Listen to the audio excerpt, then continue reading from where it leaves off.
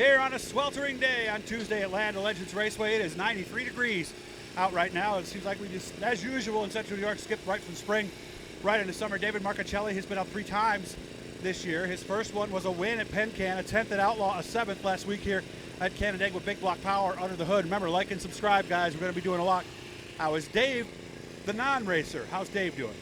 Good. We're, with everything that was going on, I still stayed working and stuff. Work got busy for a little while, and then it slowed down a little bit and stuff. And life at home has been, slower because you can't really go out and do much of anything. But I got a lot of home projects done.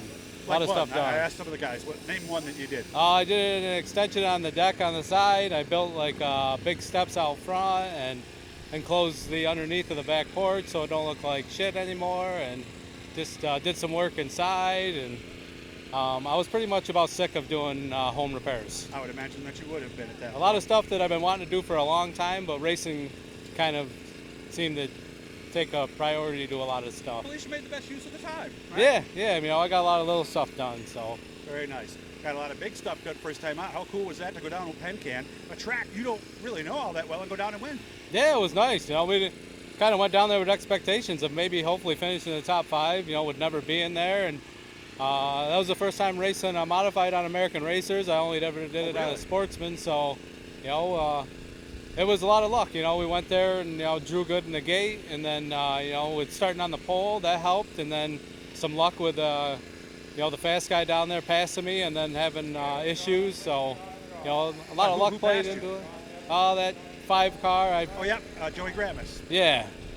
So, I knew he was fast when he went by me from watching videos from down there, but it was definitely unexpected.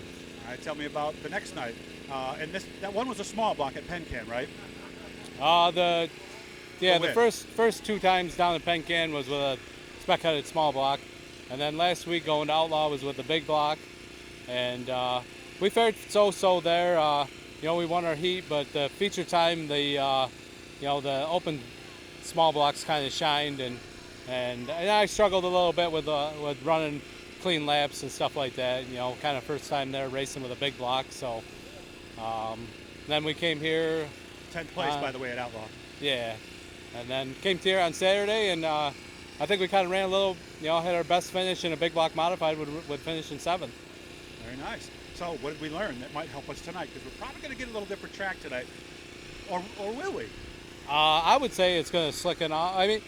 Surprisingly, with the way things worked out last week, it got slippery when you got off the bottom, and then there was a little bit of a cushion up there that guys were leaning on, and I know that I got to get better at running the cushion, for a race like that. A lot of the guys went forward running the cushion, and, I kept trying to run the middle, and all I ended up doing was going backwards. But I heard the bottom was getting a little used up there at the end. Yeah, at the end, a lot of guys were starting to struggle, and I kind of was starting to pick them off a little bit, and working our way back up to the front because, I kind of faded a little bit, got past on, restarts and stuff, just stuff that comes with time, racing against, a lot of these guys have been doing it for a long, long time, and, you got to be up on the wheel all the time or they're just going to drive by you. So what changed? I remember talking to you at the end of the last year, and you weren't sure really what was going to happen this year. What changed? Were there some different people that jumped on board to help you? The only person that really, Mohawk Northeast stuck around, and without the help of Mike Payne, we wouldn't be here with the big block and stuff. And then, he's going to be on the small block car as well. He offered to, help us out with that. And finding sponsorships over the wintertime was brutal. All the stuff that we tried, not one response from anybody. Sponsorship, I realized that finding sponsorships is harder than winning races. Especially now, I would imagine. A lot of these businesses don't even know if they're going to be able to survive this as soon as this COVID-19 hit, I knew that we wouldn't be able to find anybody.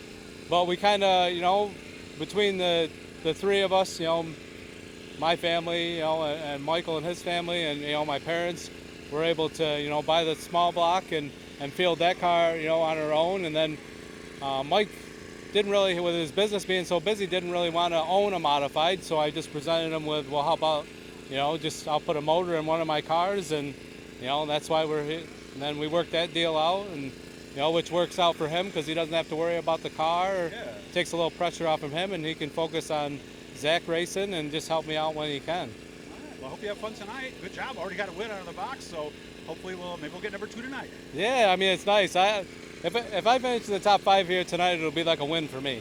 Good luck, man. Have fun. Thank Remember, you. like and subscribe, guys. We're going to be putting new stuff up every day here.